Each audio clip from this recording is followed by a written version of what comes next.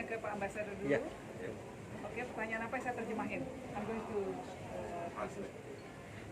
Seberapa dekat hubungan Indonesia, perdagangan Indonesia dan Arab Saudi itu sih? Perdagangan? Iya, pokoknya diplomasi dan terkait ini. Well, alhamdulillah, relationship between Saudi Arabia and Indonesia is a historical relation. It's very strong. We are talking about decades. Relation is getting strong and strong more by the time. The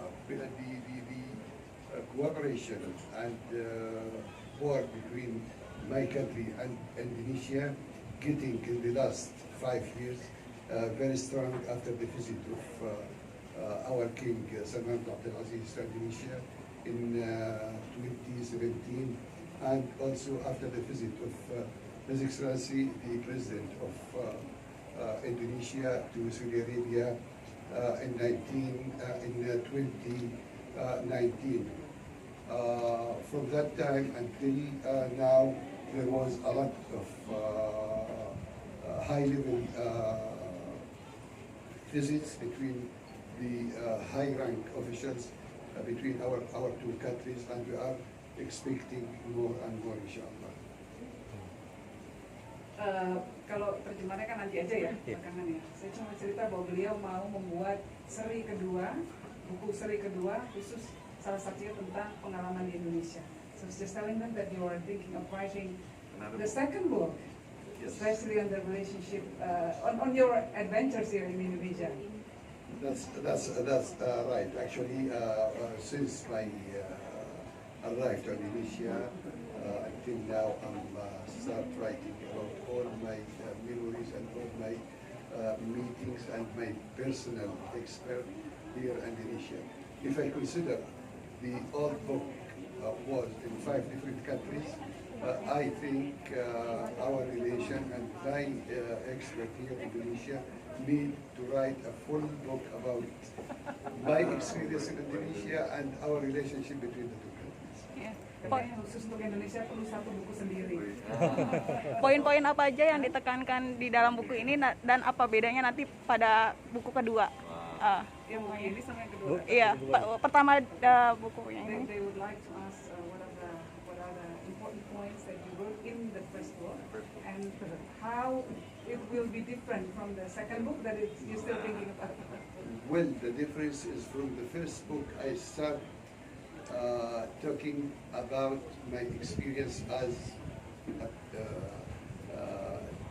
new diplomats and how it becomes responsibility becomes more and more and more until I serve in 3 different countries as Ambassador of Saudi Arabia. So it's I think the book is hope to be useful for the new diplomats, just because I think that the experience of myself and all diplomats almost the same, but everybody just look at it from different angle.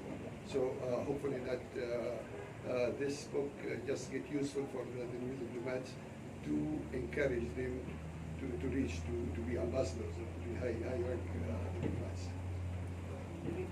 What about the second book? What do you think? Well, the second book, it's the what they call it, the fruit of 40 years of being as a diplomat. Now, if I'm talking about 38 years in the first book, now I'm here in Indonesia for 2 years, so I already complete 40 years of diplomats, and honestly, my experience here in Indonesia is in a side, and all that 38 years in other side. So I'm so happy. Very unique. Very unique. I'm so happy that first of all my government chose me to be the Saudi ambassador here in this very important country, and I feel that whatever I'm doing, I still need to do more and more and more. Kalau Pak, nggak usah dijemain ya. Kalau dengan Kadin, apa ada rencana perdagangan dalam kurun waktu dekat dengan Arab Saudi? So they're asking us about the trade relations. Is there any with the Chamber of Commerce?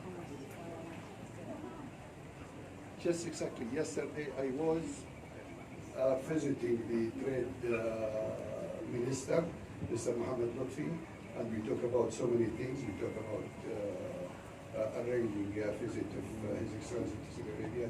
Also, we were talking about arranging investors and businessmen, Saudi businessmen and investors, to come and visit Indonesia.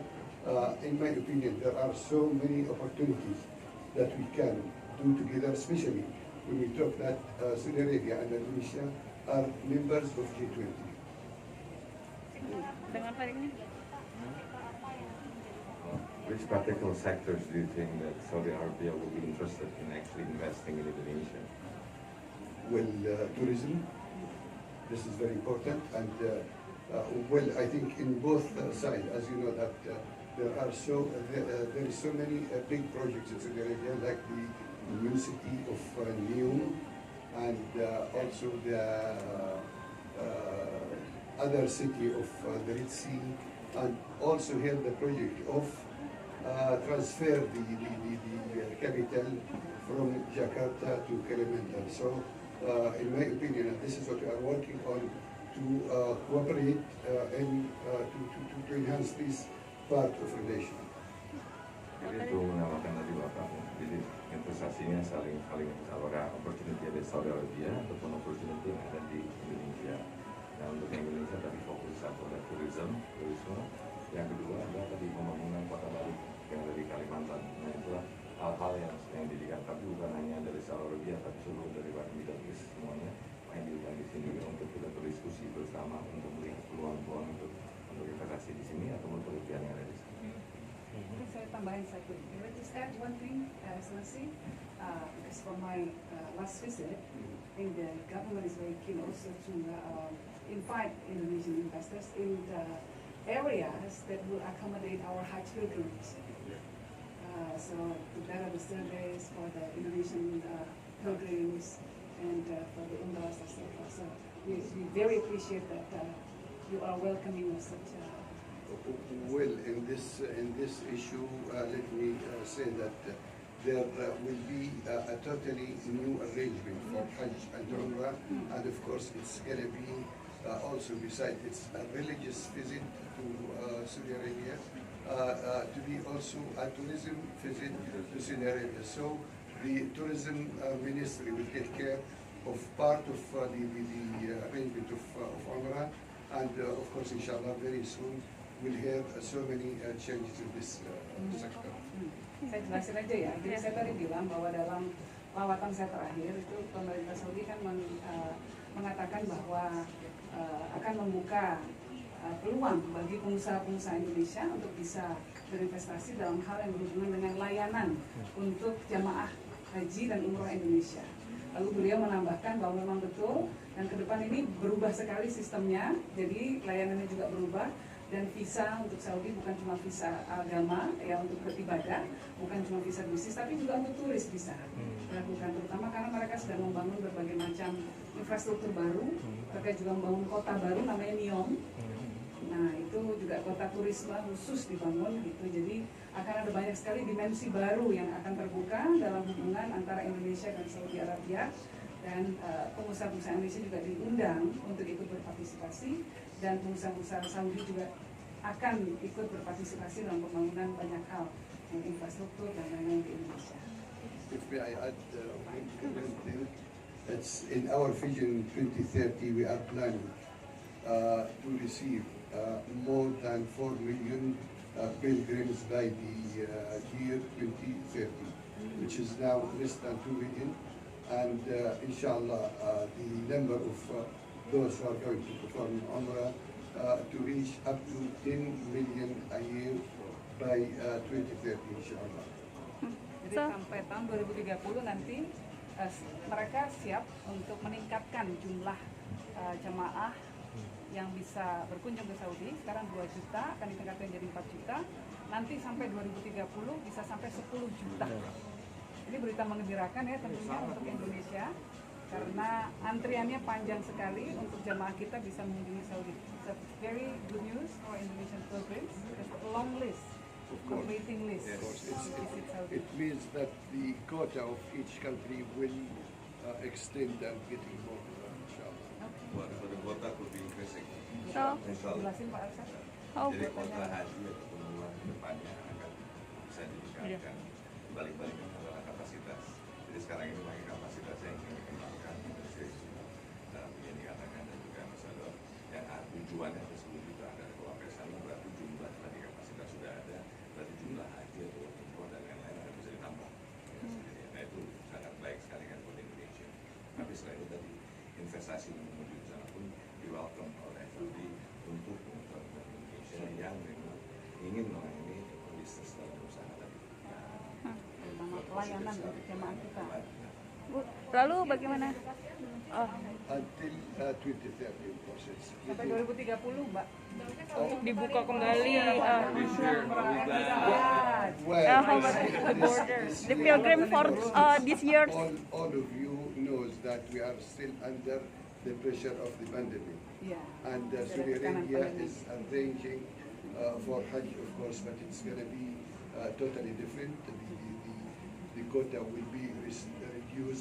I cannot say up to what number, but of course, because of the safety of the pilgrims, so we have to take care of their move from city to another, their social distance, and also the health care of the pilgrims themselves.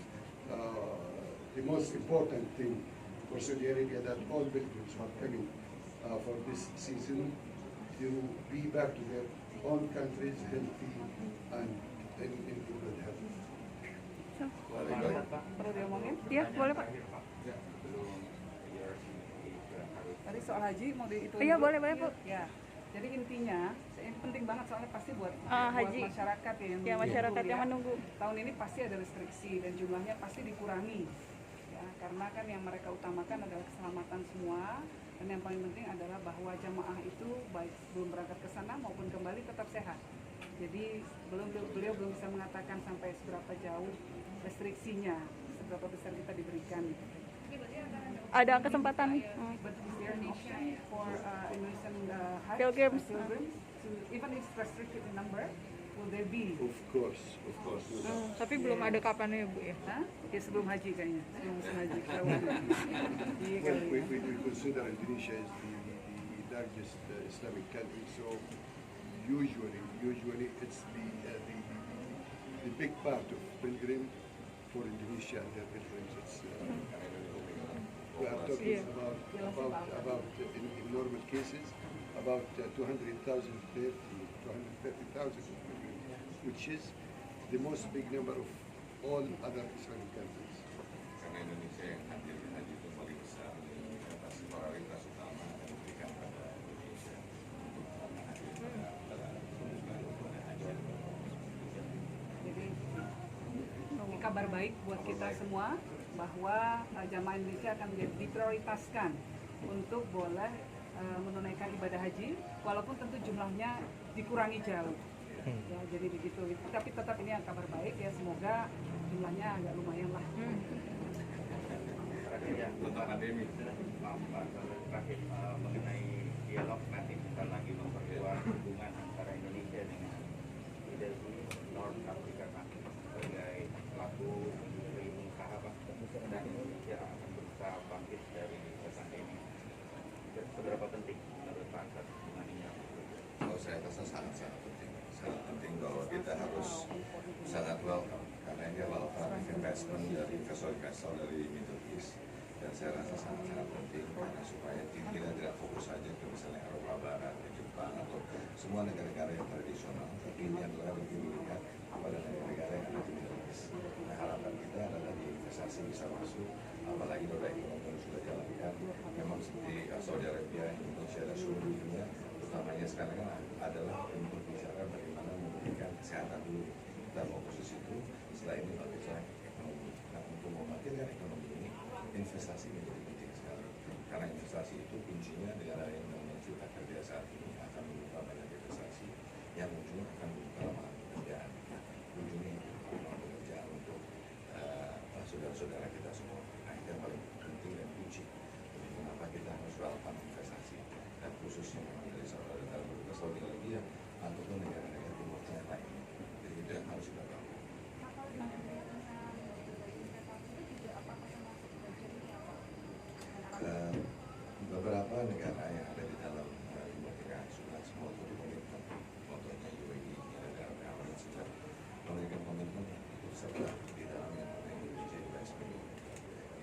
result as we have in Indonesia.